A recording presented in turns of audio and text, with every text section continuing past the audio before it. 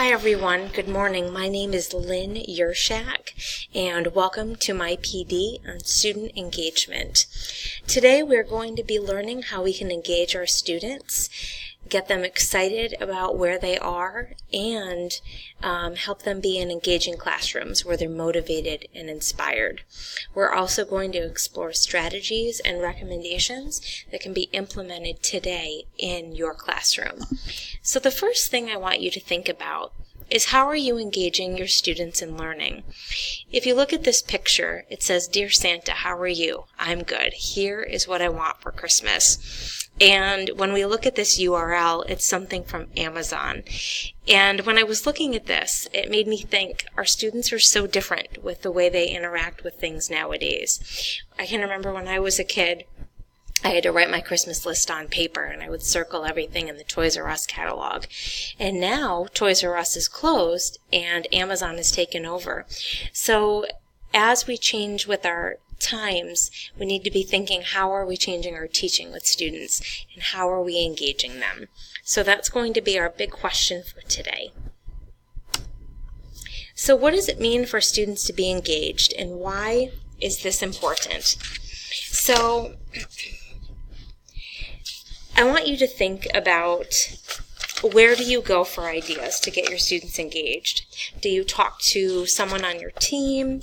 Do you maybe attend professional development or look in a book that you have? Why is it important for students to be engaged, and how can we empower them to take over their own learning?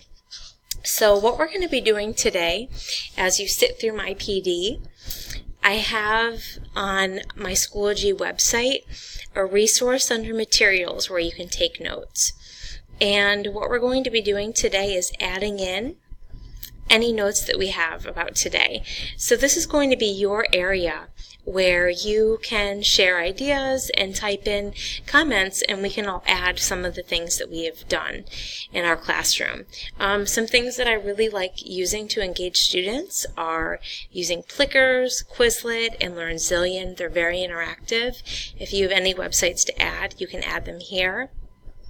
I also have some ideas for teaching engagement and some instructional strategies that you can use in your classroom. So this is going to be available to you today during our session, and then you can continue to add on to it as you need to.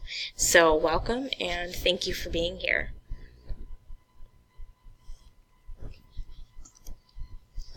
So the dimensions of engagement are when students are engaged, it is a result of careful planning of learning experiences. When a lesson is carefully designed and instructional methods and student activities are structured to maximize student learning, the result is evident in the classroom. So Charlotte Danielson breaks it down into 3 levels of engagement. There's behavioral engagement, where your students are compliant, they're following your rules, and they're participating in the class. Cognitive engagement is where students are self-regulating, and they're monitoring what they're thinking, and they are taking the next step and letting you know what they want to learn. And the last engagement is emotional engagement.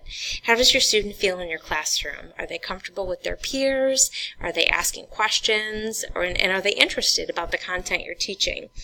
So think about your classroom and an area where you're very strong and maybe an area where you're weak, and just kind of write down a couple of notes about what you would like to focus on as we start this new school year.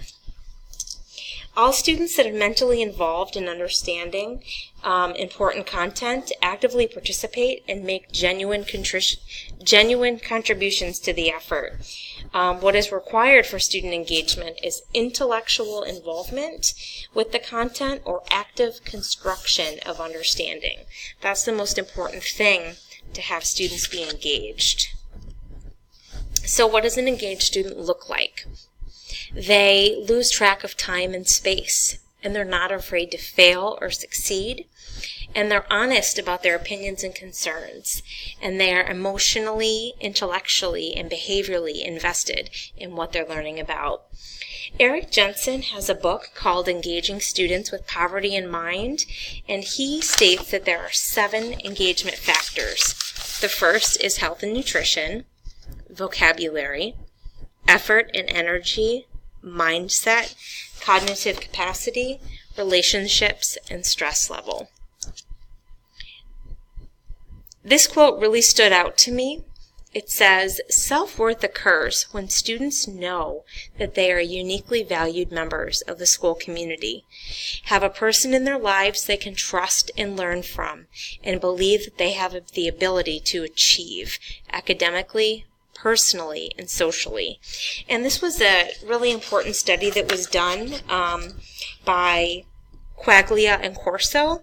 It's in their book, Student Voice, The Instrument of Change. And we want to be thinking about how can we build these classrooms where students do trust and learn from each other. So engaged students feel like they belong in the classroom. They continually ask why and why not, and they're not afraid to fail or succeed. So we want to be thinking about setting goals with our students and setting them up for success when they start learning new things. Engaged classrooms have teachers and learners. Everyone can teach and learn.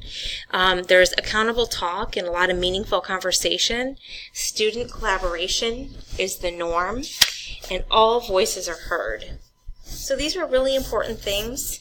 When you think about your speaking and listening standards, this could help with your first day of school and setting your rules.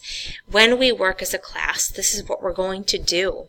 We are going to make sure that we are responsible and we take ownership over our learning. Some engaged student outcomes are that students have a greater sense of worth. They appreciate people's ideas. They are excited about learning. And they have mindfulness about the importance of curiosity and creativity. And mindfulness is another thing that we're going to be talking about today, and making students really aware about what they're learning and controlling their behavior.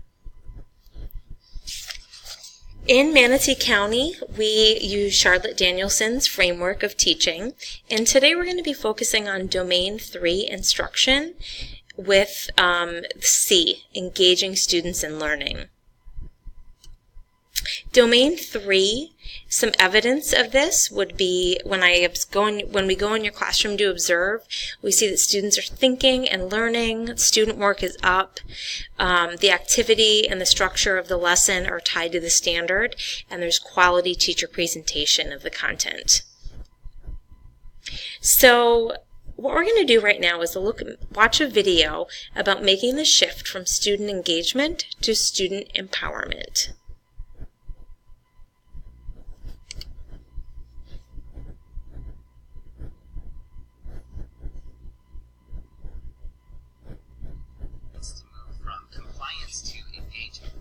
The idea of creating an environment where students want to learn rather than have to learn.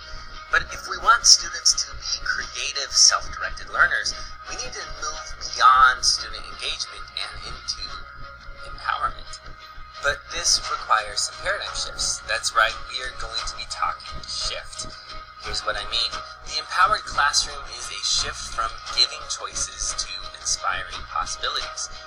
It's a shift from making the subject interesting into tapping into the student interest. When you go from saying, you must learn this, to asking, what do you want to learn?